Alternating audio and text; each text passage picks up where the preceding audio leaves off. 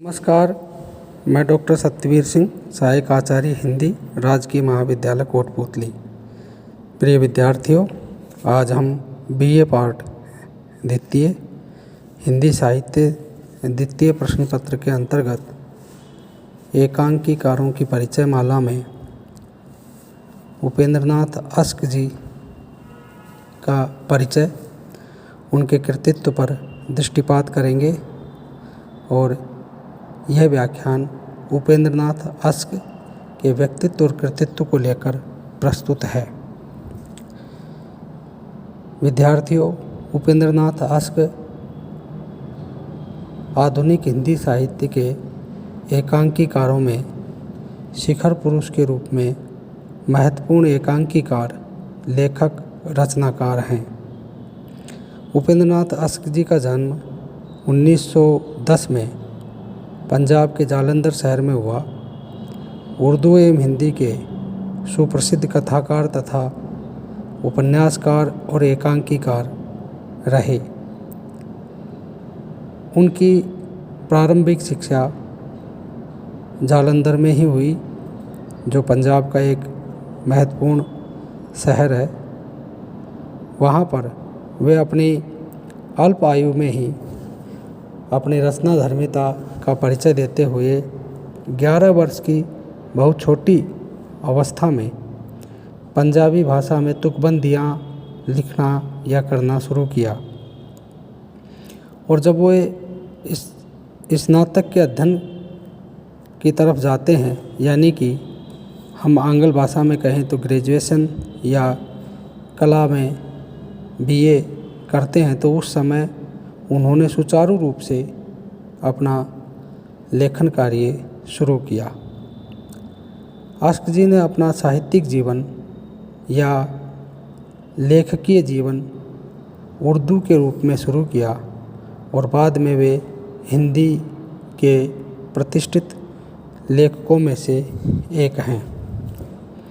1932 में मुंशी प्रेमचंद की सलाह पर उन्होंने हिंदी में लिखना आरंभ किया और 1933 में उनका दूसरा कहानी संग्रह औरत की फितरत नाम से प्रकाशित हुआ, जिसकी भूमिका प्राक कथन प्रेमचंद जी ने ही लिखा।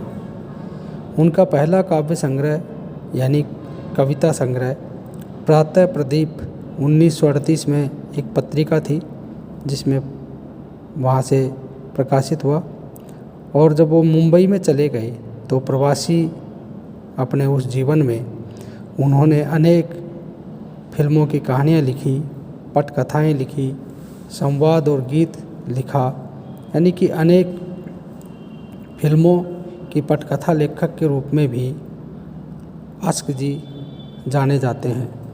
लेकिन वहाँ फिल्मी जो जीवन था, वहाँ फिल्मी जो चमक दमक थी, वो ज़िंदगी, वो सफ़र उनको पसंद नहीं आया और 19 जनवरी 1996 को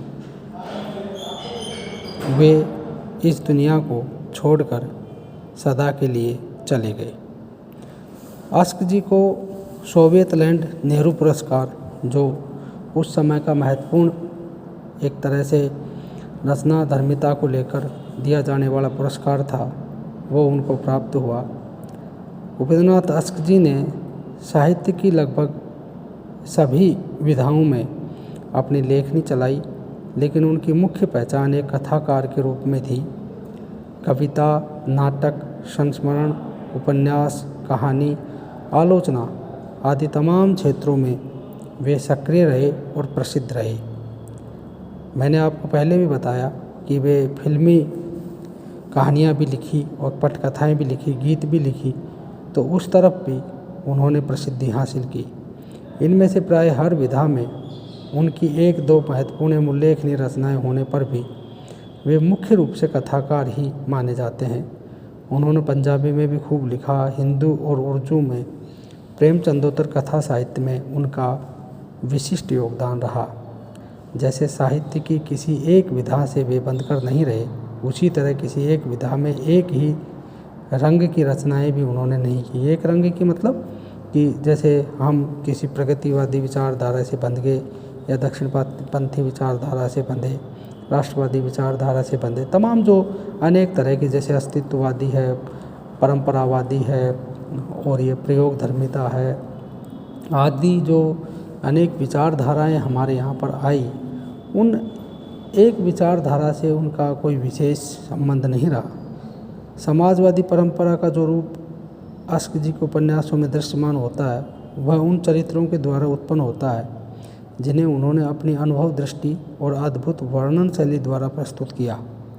अस्क जी के व्यक्तित्व चिंतन के पक्ष को देखकर यही भाव निकलता है और यही हम कह सकते हैं कि उन्होंने अपने चरित्रों को शिल्पी की बारीक दृष्टि से तराशा, जिसकी एक एक रेखाओं से उसकी संघर्षशीलता का प्रमाण दृष्टिगोचर होता है।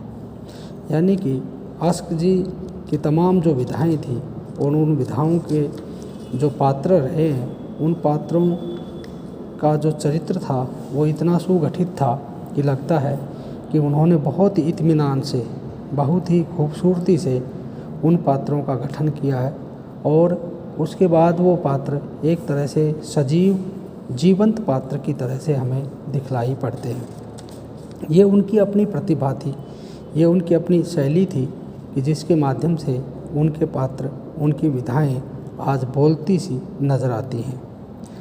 उस उपेंद्रनाथ अस्क जी के कृतित्व को लेकर यदि हम बात करें तो उसमें उनके अनेक जो विधाओं के रूप हैं उसमें लेखनी चलाई, और उपन्यास की बात करें तो उनकी उपन्यास रचनाएं इस प्रकार से हैं: गिरती दीवारें, शहर में घूमता आईना, गर्म राख, सितारों के खेल आदि उनकी औपन्यासिक रचनाएं हैं, यानी उपन्यास हैं।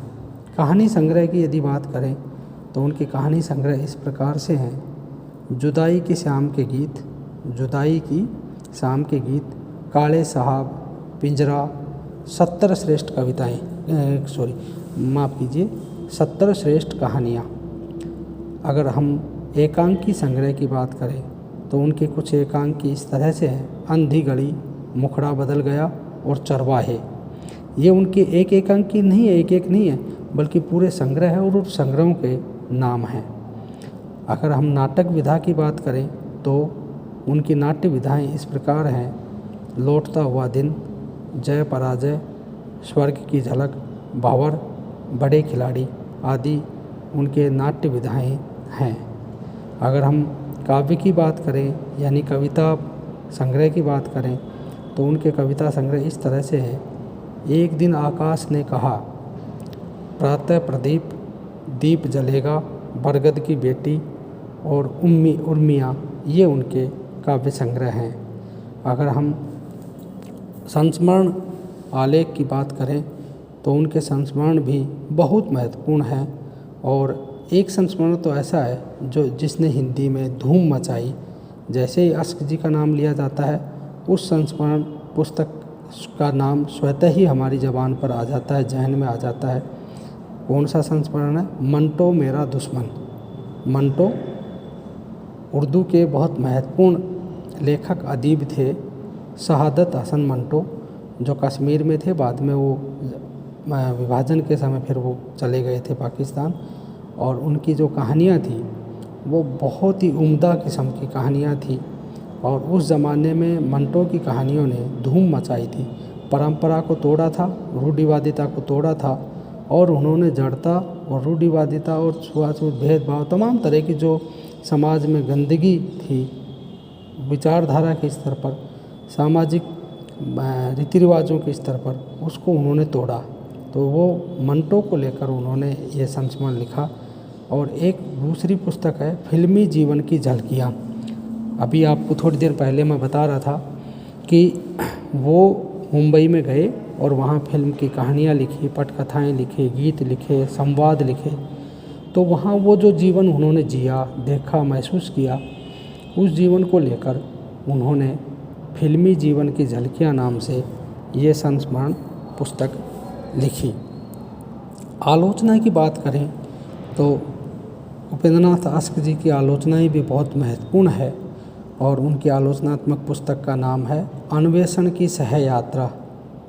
अन्वेषण की सहयात्रा और दूसरी पुस्तक जो कहानी विधा को लेकर लिखी गई है वो बहुत महत्वपूर्ण है और तमाम जो शोधार्थी हैं उस पुस्तक का सहारा लेते हैं, पढ़ते हैं। जो भी कहानी के क्षेत्र में अध्ययन अध्यापन करते हैं वो हिंदी की महत्वपूर्ण आलोचनात्मक कृति है। उसका नाम है हिंदी कहानी एक अंतरंग परिचय।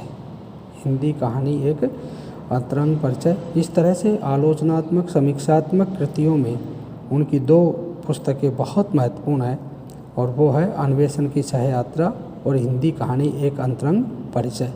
तो ये तमाम जो लंबा कृतित्व विधा उनकी उपस्थित है, ऐसे लेखक को, ऐसे हिंदी के सृजनधर्मी व्यक्तित्व को, शिखर पुरुष को हम सलाम करते हैं, नमस्कार करते हैं और 19 जनवरी 1996 को वे हमें अलविदा कहकर चले जाते हैं और हम उनसे दूर हो जाते हैं, वे हमसे दूर हो जाते हैं। और लेकिन किताबों में, पुस्तकों में, विचारों में वे हमारे सदैव साथ रहते हैं।